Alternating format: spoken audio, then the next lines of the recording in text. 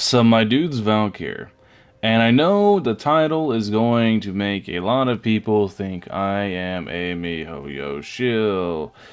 But for people that do not know me, that have never been in my live streams, etc., please understand before I talk about this that I am one of the very first people to criticize Mihoyo for whenever they mess up, whenever they're doing something wrong, like 2FA situation. It's literally ridiculous.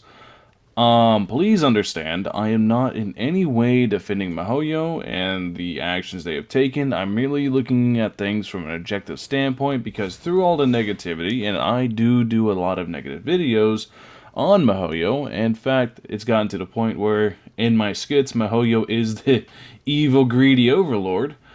Um, I also, you can look at things, you can look at the negative without focusing on just the negative. You can look at the positive too. Now, this is more so to address, I've seen a lot of people saying that Mihoyo doesn't care about the game, that Mihoyo is just taking the money, funding it to another project, that Mihoyo doesn't care, that they're just here to cash in and cash out and get out. Well, to combat that, I want you guys to one, I can't show you images because I work on PlayStation 5, but I want you guys to Google along with me. Go Google Mihoyo right now and go to their Wikipedia and look at the games they have made. Now, the very first game, Fly Me to the Moon, made in 2011. If you look it up, there are still links to the iOS store to be able to get it. Now, it looks like the game seems to be region locked, so I don't know how well you can get it. But the fact that a game from 10 years ago from this company is still up and able to be got is impressive. I don't imagine they're making too much money on it, but it doesn't seem like they've taken off the App Store yet. It seems like it's still up and running. It seems like it's still going fine. Now, Zombie Girl Kawaii, the very next one, 2012, exact same situation. It's region locked to certain regions, but it has an iOS link if you Google the name of the game. So I'm assuming it can get downloaded from the game or downloaded from iOS. It's just region locked to certain regions. That's what we've kind of discovered, but yeah. And then we get into Guns Girl Z 2014, Honkai Impact 3rd, 2016, Tears of Themis 2020, and Genshin Impact. Tears of Themis, I don't know what that is. I didn't really look into it too much because Guns Girls and Honkai kind of proved my point. Guns Girls Z is a 7-year-old game, and we all know what Honkai Impact is because it is hugely successful. But Guns Girls Z, while not being that successful, still is up and running. I can download it right now and play it on my phone, and basically all that. So now, why am I telling you guys all of this information? Why am I letting you know Mihoyo's history and that showing you guys that Mihoyo has a history of not giving up on games, period? Well, I'm saying this to just have faith.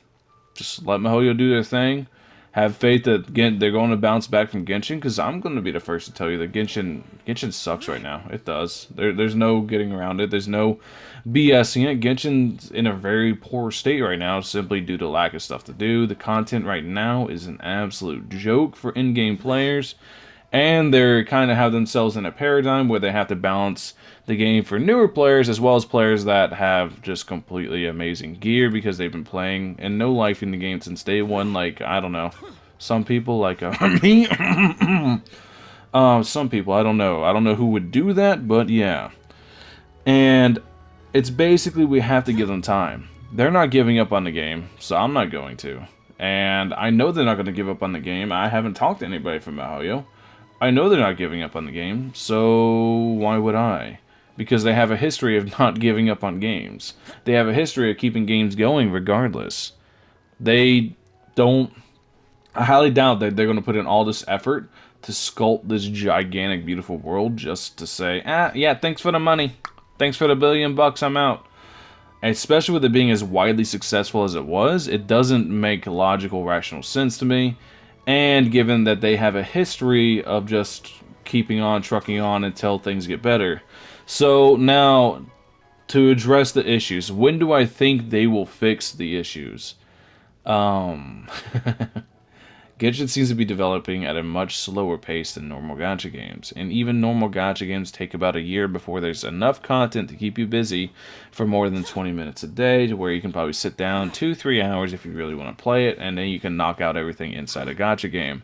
In the end, this is not going to be the grind all day farming game that a lot of people, probably myself included, want it to be. This is probably going to be you hop on 2 to 3 hours a day, you finish everything you got, and then you're done for the day, and you do it again tomorrow. You do it again tomorrow. The only time you really hop on to do major grinds is whenever major content releases, which will be like, I don't know, once every couple of months. So that kind of puts us in this weird situation where all we're doing is essentially just waiting for more things to do. And while I'm fine with waiting, I really am. I don't know. I just want things to do, just like anybody else, right? I just want something to do. You can only collect materials. I want to harken back, actually. I want to go back to the beginning of the game whenever we were all complaining about this at the very beginning.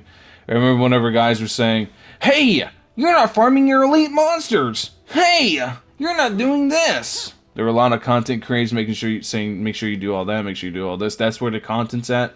The content isn't farming and exploring this beautiful world. There'll be more regions later.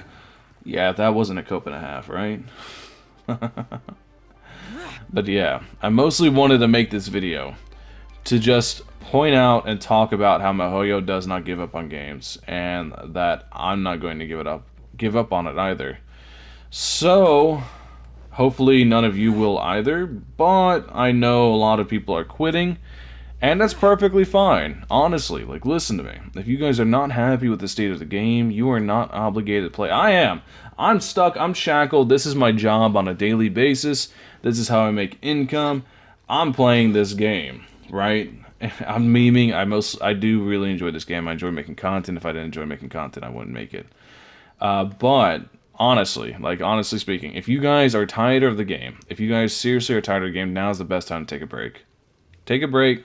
Come back whenever 1.5 drops. You're not going to miss much. The Archon quest isn't going anywhere. You can pick the Archon quest up when you come back. If you're not happy with 1.5, then quit again, wait for 1.6, and repeat the cycle until content comes that you're happy with and you want to crush out. That's basically what you can do over and over. There's no need to play the game right now, especially if you've been playing every single day since since day one. You definitely do not need to be playing right now. There's just, like, once you have at least one or two characters built out for endgame with really good artifacts, good weapon, high talent levels, high level themselves, like, once you get to that point where you have one or two characters like that, you absolutely obliterate every piece of content that you're going to come across. So you can probably take like a month or so break without much, you know, issue. You'll be able to come right back, and it'll be like just sliding back in your old shoes, simply because you're not going to miss anything. At most, you miss some Abyss resets, which you could just log in for 20 minutes and knock those out.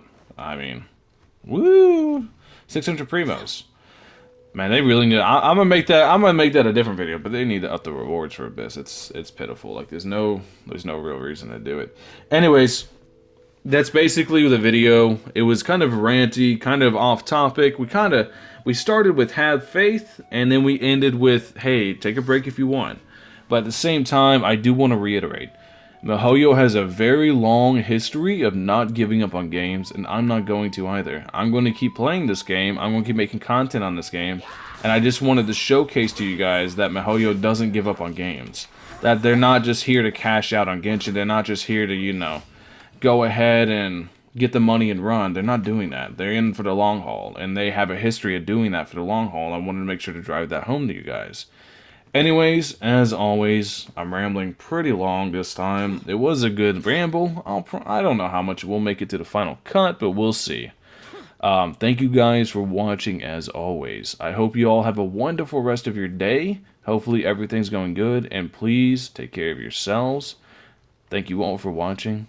Peace.